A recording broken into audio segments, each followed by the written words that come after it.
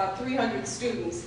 And I always tell them, the good thing is Ed was here, the bad thing is you got to listen to me tomorrow. Because Ed has just set the bar so high. But I appreciate Ed so much. He has come to my classes several times, and I have to say, you know, with at least 2 ministers in the audience, that Ed has really cleaned up his language for today. That's right. So I just I did have to point that out. Yeah, it was really because the president's right over there. That's right. Well, I'm a sociologist, as you heard in the introduction, Mary Texira, and I teach at Cal State San Bernardino. So I have to define my terms, and I have to throw out a few statistics being a sociologist. Institutional racism. We've heard this phrase bandied about today, and I want to just briefly talk about institutional racism. And then I want to talk about what I've learned from my students in terms of solutions.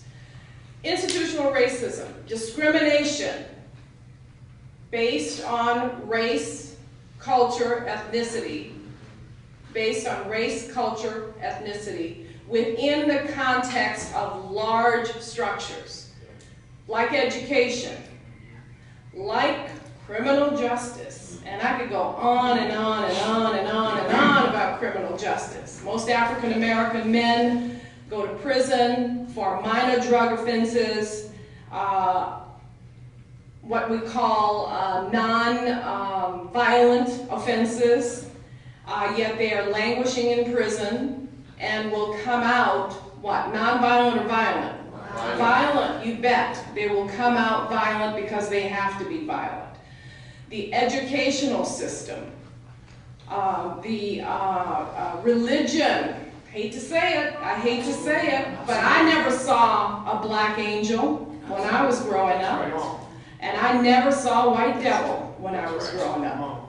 So, you know, we have within the structure of the institutions that tell us how to live, we have racism built into those institutions. Let me just throw out one generalization.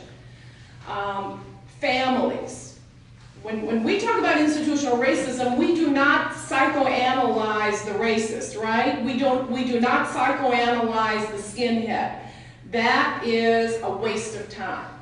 What we have to focus on is our institutions. And so many people talk about families, and in some ways that is blaming the victim, I think. Because families are also led by institutions. Let me just throw out one thing. Most successful black men in the United States of America are raised by single mothers. Absolutely. And yet we tend to bash black women like you can't believe. We can start with our music videos on BET and MTV. You know, they're hoochie mamas. They are body parts. They are not women. They are not the parent who stays, right? They're blamed for staying with their children. They're not perfect. My mother wasn't perfect. My mother was 17 years old when she had her first child. And she proceeded to have 6 more children because the priest told her that if she wanted to practice birth control, he better sleep on the roof. And so she proceeded to have 7 more children, and after the 7th child, he decided he didn't want to be a father anymore. 17-year-old farm girl. What was she supposed to do? Just what was she supposed to do? Yet on the outside looking in, she was blamed. Why you have all those babies? Why'd you have all those babies? As if she had any control over having those babies. You know, so we can go on and on and on about how bad black women are, how bad the African American community is, but communities do what they need to do. You can go into poor white homes and you don't see books in there either. So it has very little to do with race and more to do with, as you were very nicely pointing out, the socioeconomic status of homes, and not race. It has very little to do with race. But let me just now that we've talked a little bit about institutional racism, let me just talk about my students. Ed has been a part of those classes, 300 students, very multicultural. And I think and I've been teaching this particular class, Race and Racism, for about, I would say, 16 years now. And the thing that shocked me the most, and shocks me the most every time I teach the class, always one little girl in the back saying, if this stuff was true, we would have heard about it a long time ago. If this stuff was true, we would have heard about it long time ago. So it must not be true. It must not be true that Native Americans were given smallpox blankets, that slavery lasted 250 years. And what do you suppose most students guess how long slavery lasted? About 100 years, if that, and have no idea what a harsh, cruel system that was. Where people were put muzzles on their mouths so they wouldn't eat the food.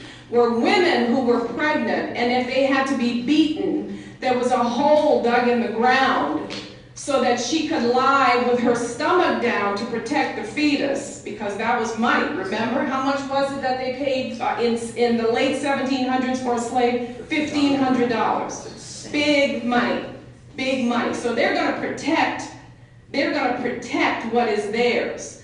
So she has to lie in a hole while she's beaten. And the only thing they had was God and faith. That's the only thing they had. So when I tell my students all of this stuff, they don't believe me. They don't believe me. And so I would suggest that we take this show on the road. That we take this dog and pony show on the road. That just like Angela Elsie has done at Kimberly School, she celebrates Black History Month, and she has all of those kids do some character from Black history. We can take it to the middle schools in Redlands and Ukaipa, and we can take it to the high schools, and because I think right here we preach it to the choir. But I think I learned from my students that they don't know. They have not been taught.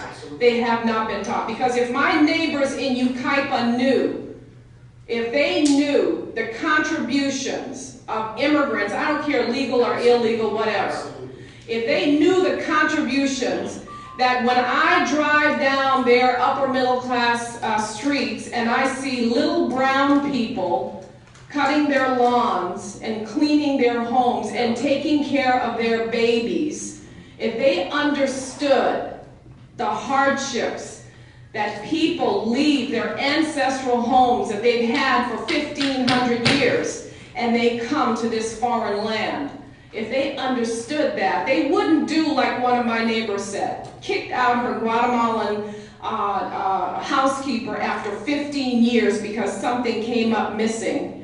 And she said to me, Mary, I'm going down to Orange County to get me another one. You want me to bring you one back? Wow.